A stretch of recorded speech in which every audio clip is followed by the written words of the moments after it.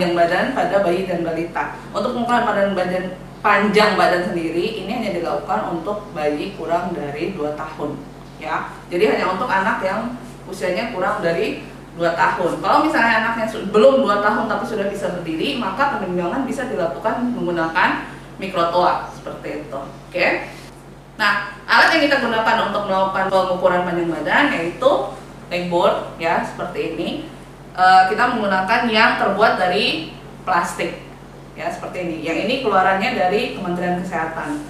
Leg board yang kita gunakan dengan panjang 105 cm kapasitasnya, seperti itu, dengan tingkat telitian 0,1.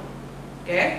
Nah, untuk pengukuran panjang badan sendiri sama seperti pengukuran tinggi badan, maka bayinya kita minta dia untuk melepas topi kalau misalnya dia menggunakan topi. Kemudian juga kita minta bayinya untuk dilepaskan sepatu atau sendal atau kaos kaki yang digunakan, karena nanti kita akan posisi dari kaki bayinya akan menempel pada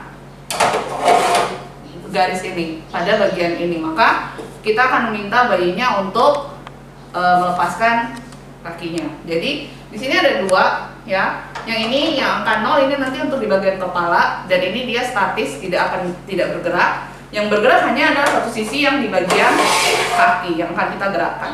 Ya, jadi nanti kepala bayinya di sini, kakinya di bawahnya seperti ini. Oke, kita langsung mulai saja cara melakukan pengukuran panjang badan pada bayi.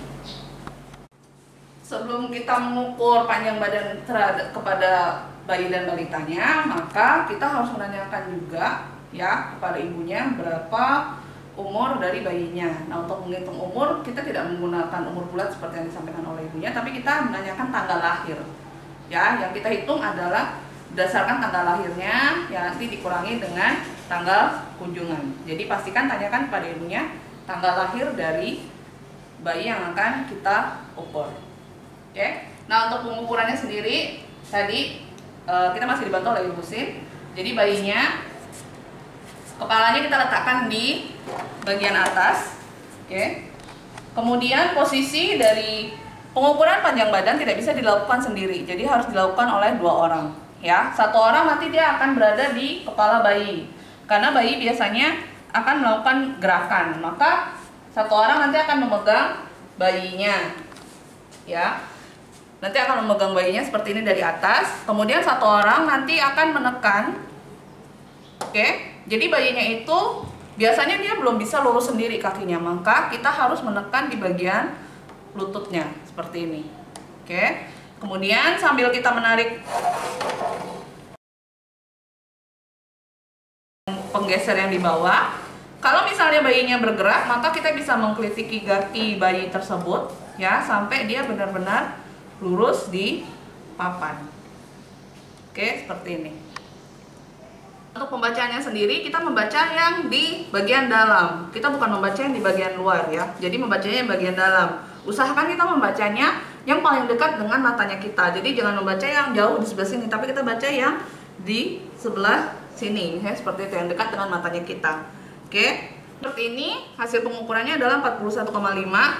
Kemudian kita geser bandulnya. Kemudian kita mengangkat bayinya dan diberikan kepada ibunya seperti itu.